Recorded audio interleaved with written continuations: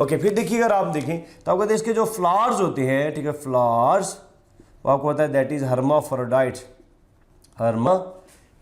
ठीक है जी, ठीक है जी, फ्रोडाइट। और ये जो हर्माफ्रोडाइट्स होती हैं obviously you can see that they are bisexual, ठीक है जी, बाईसेक्सुअल का नाम देते हैं।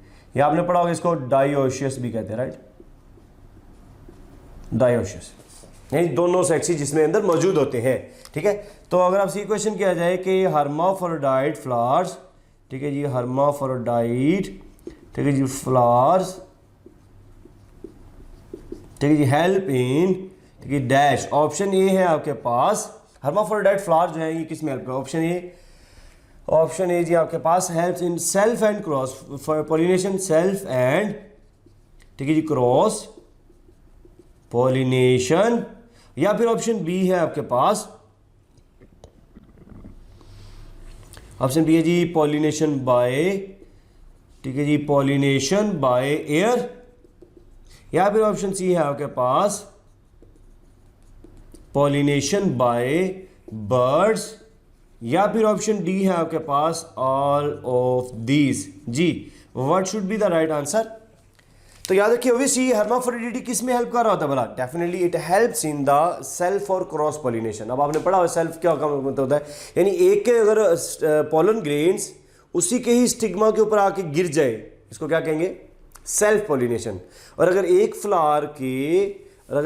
फ्लावर के पोलन ग्रेन्स यहां से गुजरे और दूसरे फ्लावर के ऊपर आके गिर जाए तो उसको क्या कहेंगे बोला, क्रॉस पॉलिनेशन। तो याद रखिए हर्माफ्रोडिटी हेल्प करता है क्रॉस पॉलिनेशन के अंदर और सेल्फ पॉलिनेशन के अंदर। पॉइंट क्लियर हो गया? चलिए मेंडल का पहला लॉ आप डिस्कस करते हैं। अच्छा जी, अगर आपसे क्वेश्चन किया जाता है कि विच ऑफ फॉलोइंग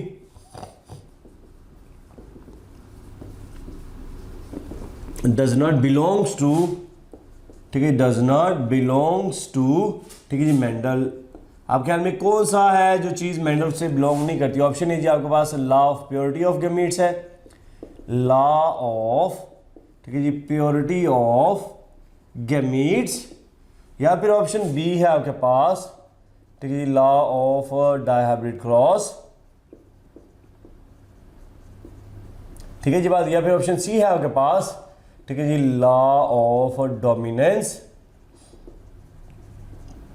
या फिर ऑप्शन सी आपका जी लॉ ऑफ हेट्रोगैमी, ठीक है, लॉ ऑफ हेट्रोगैमी, ठीक है जी बात। आपके ख्याल में क्या चीज है जो मेंडल ने नहीं दिया था? तो याद रखिए इसका राइट आंसर क्या है वाला, it's called as law of heterogamy.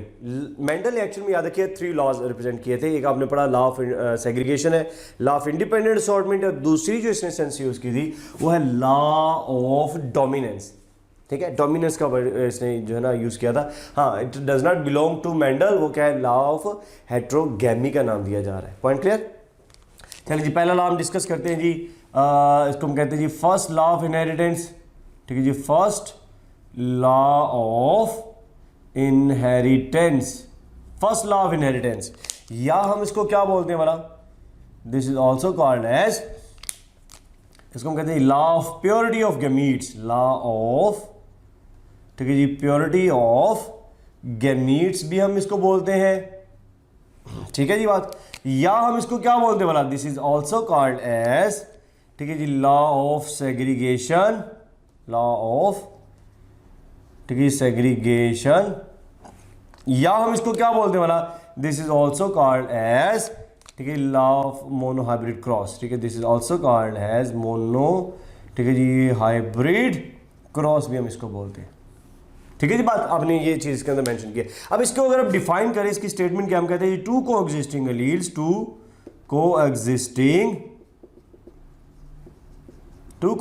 Alleles, they will segregate from each other, they will, ठीक है जी, सेग्रीगेट, ठीक है जी, फ्रॉम ईच अदर, एक दूसरे से सेग्रीगेट हो जाती है, एंड देन क्या करेंगे, दे will segregate from each other, and during what, obviously during, कब हो रही है, during gametes formation,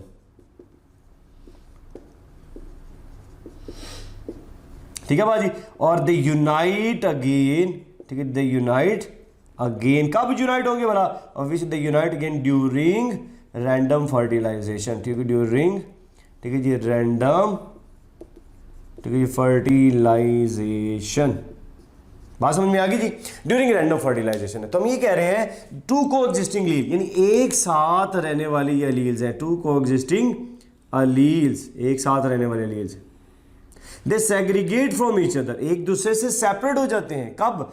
during gametes formation, ठीक है। And obviously they unite again, ये दोबारा से मिलेंगे कब? During random fertilization. अब क्या है ये इसके अंदर, देखिएगा, सपोज करें आपके पास ये इस तरह है, सपोज करें जी आपके पास ये है जी कैपिटल आर, इसका आप क्रॉस करवाते हैं जी कैपिटल आर के साथ, ठीक है जी।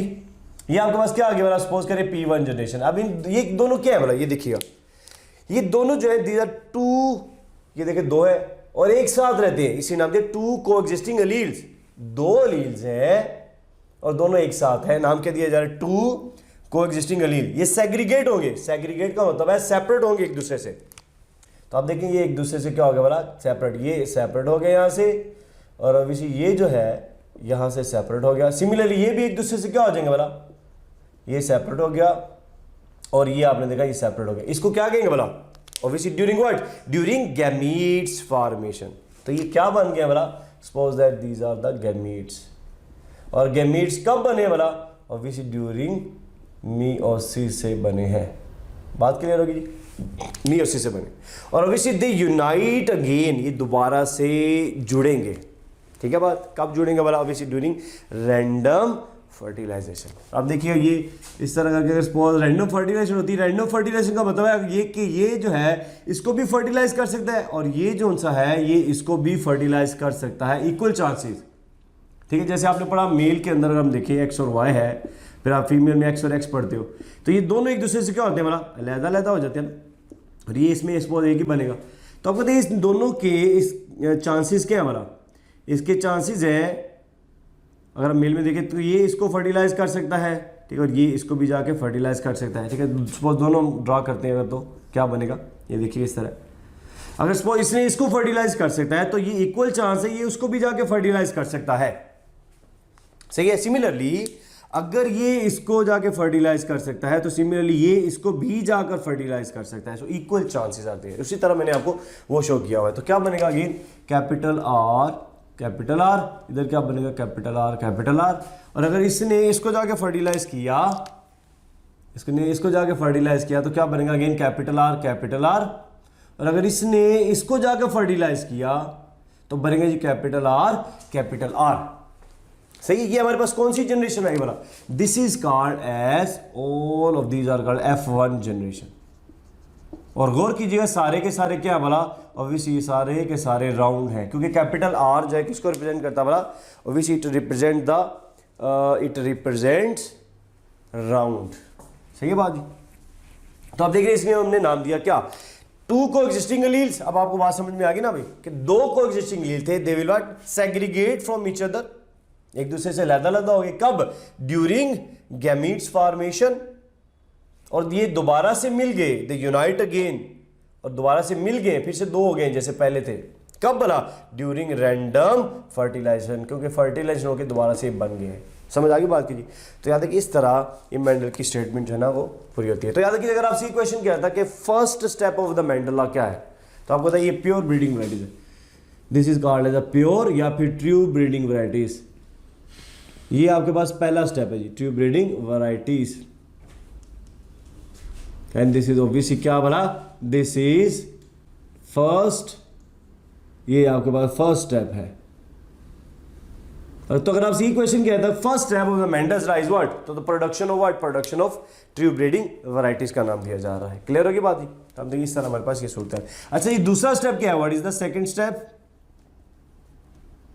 दोबारा से देख लीजिएगा। पहला स्टेप ये है कि राउंड का क्रॉस आपने राउंड से ही करवाना है, तो राउंड नस्ल ही पैदा होगी। अगर रिंकल्ड का आप क्रॉस करवाते हैं रिंकल्ड के साथ, तो रिंकल्ड ही जनरेशन पैदा होती है, ठीक है, इसको कहते हैं ट्रू ब्रीडिंग वैराइटीज, ठीक है। अब सेकंड स्टेप में इसके क्या किया, आपने बताया कैपिटल आर का क्रॉस करवाया जी किसके साथ, स्मॉल आर के साथ, यानी रिंकल्ड और किसका क्रॉस करवाया वाला, ऑब्वियसली राउंड का क्रॉस करवाया। ये अगेन क्या आपके पास आई वाला, सपोज ये P1 जनरेशन है, अगेन दोनों के गिमिट्स क्या हो जाएंगे, एक दूसरे से सेपरेट हो जाएंगे, राइट, इन दिस वे, और इसके भी एक दूसरे से क्या हो जाने वाला, सेपरेट हो जाने, राइट। अगेन वही बात है, two coexisting allele they will segregate from each other, right, वही केस है। सो ये कब हुए बोला? ड्यूरिंग ओविसी मियोसिस। और बने क्या है बोला? ये ओविसी जी gametes, and the gametes unite again, and suppose that ये आपके पास आ गया जी, ठीक है।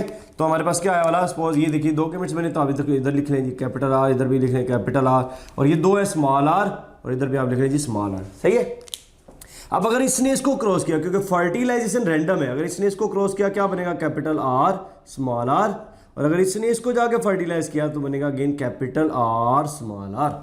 सिमिलरली अगर इसने इसको क्रॉस किया तो क्या बनेगा? कैपिटल आर स्मॉल आर, और अगर इसने इसको क्रॉस किया तो कैपिटल आर स्मॉल आर। गौर कीजिए सारी जनरेशन को हम क्या कहते हैं बोला? F1 जनरेशन है, सही होगी बात भी।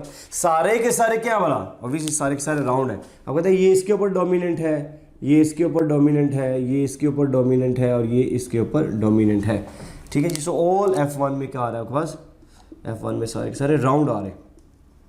अब सवाल ये है कि ये कैरेक्टर कहाँ चला गया वाला? अगर सारे के सारे राउंड है तो इसका मतलब ये तो इसके साथ मैच हो रहा है राउंड, ये वाला कैरेक्टर कहाँ चला गया? तो इस कैरेक्टर को फाइंड करने के लिए आपको आइडिया है कि हम क्या करते हैं बोला? Obviously we will do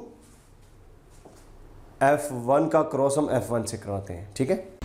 To get 25,000 plus MCQs practice tests for FSC and MDCAT preparation, download Stars Academy e-learning app.